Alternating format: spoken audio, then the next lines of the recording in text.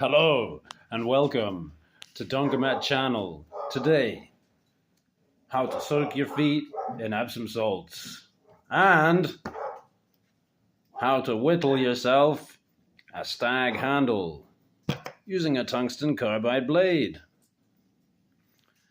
and more, such as this farrier's rasp here. Now, when you got a nice bit of Stag like this, you feel it in your hand, you say, oh, I think that could be a Swayback handle right there. That's what I'm looking for.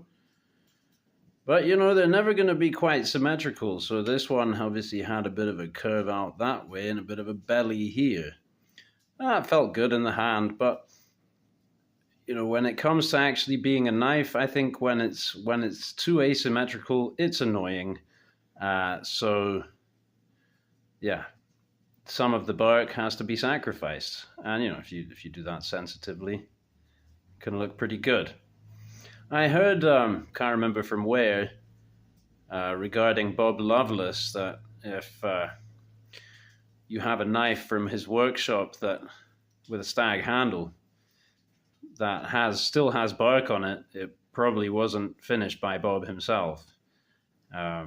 Whereas if it's barkless, pretty much, then that was probably Bob himself, because he was always trying to optimize the symmetry over preserving the beauty and texture of the bark of the Stag there. So I'm trying to walk the line here and, you know, keep a bit of it at least, but get this into a nice, smooth, comfortable swayback shape. Why, you might wonder? Well, I have a blade. Yesterday I went to the hardware store and I just couldn't resist.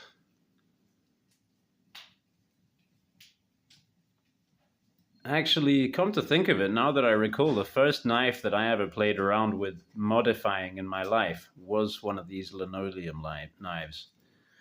Just like this one. So it had the metal ferrule there, and the blade was also pinned in with a nail. And what I thought to do was just mod the original handle by removing the ferrule, carving out a swayback handle, take that bit off there, leave that, you know, and then do like put it all back together again with maybe some twine epoxy for a bolster there or something. Anyway, that didn't work. I was able to carve in and grab with some pliers and pull the nail out, but after that, I couldn't tap the blade out. It was very well glued in, so I used my Tops pry knife and just smashed the handle, batoned it through the ferrule 3 times, and then that, you know, wasn't working out, so then I just smashed it through the handle in various ways, got it off. There was even still some glue here, but I managed to pretty much get that out with the sandering knife. So here's our blade, and in order to maximize the blade length, I'm going to take off this little area there,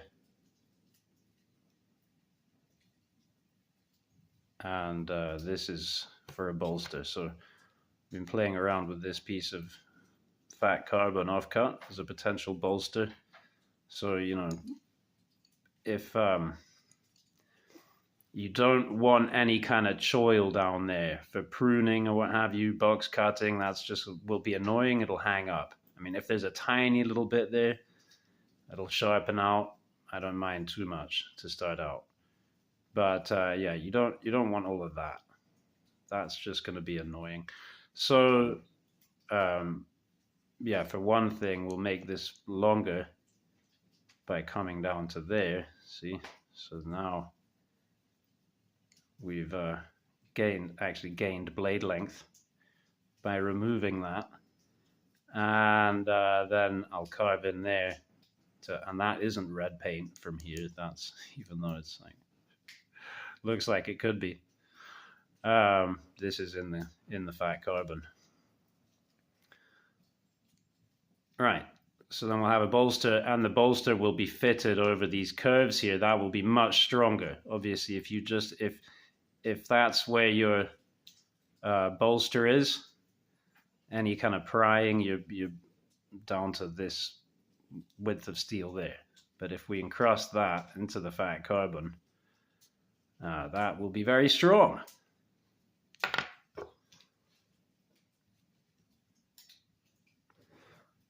So yeah, one more project initiated.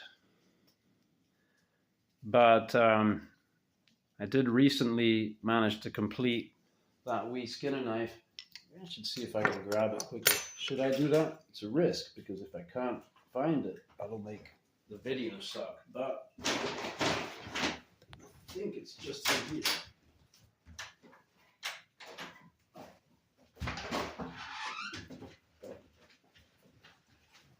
No. That'll be another video then.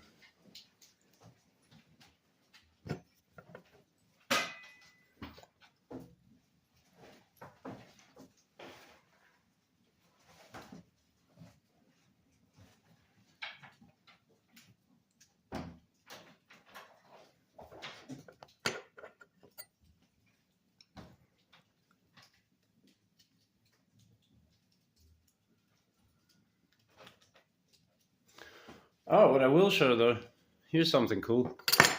So I went to my friend's place yesterday.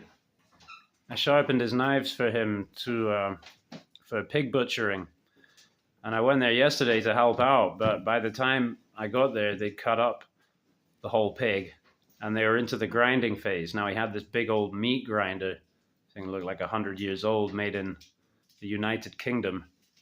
And he was dropping the meat into the funnel there with the tongs. And then he said, I have to make myself a piece of wood to, for tamping. I'm like, I'll make you one right now. Where's your firewood pile? So, yeah, by the time this was very basically shaped, far less than it is now, he was practically done with the tamping. But there are two more pigs to go. So, yeah, I'm gonna finish this up and polish it, and yeah, it's an ovular hole that you're putting the meat into, and it would be oriented that way to the body. So I got the handle is going this way so that you use it that way. We're going for good ergonomics. Nice piece of ash, very straight grain, and then later I will put a food safe polished finish on this. That's the plan. Even take it to the buffing wheel or whatever, which I've never done with a spoon that I've made or anything, is like get it to that glass-like polish. But I took this as a kind of a commission. Although, he didn't ask me to do it, but kind of a commission from the universe, because I went up there to help out and do what I could, and that was something I could do. So, more ongoing projects.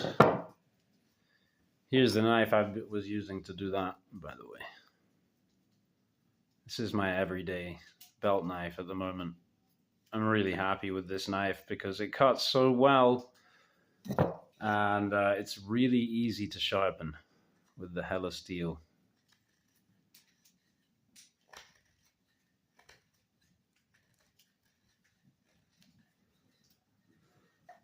So yeah, as opposed to making a bushcrafting mallet, because you're pushing down that way, I want it to have a bit of an overall flare out this way. No sharp angle here, so it's comfortable. All right, cool. Thanks for watching.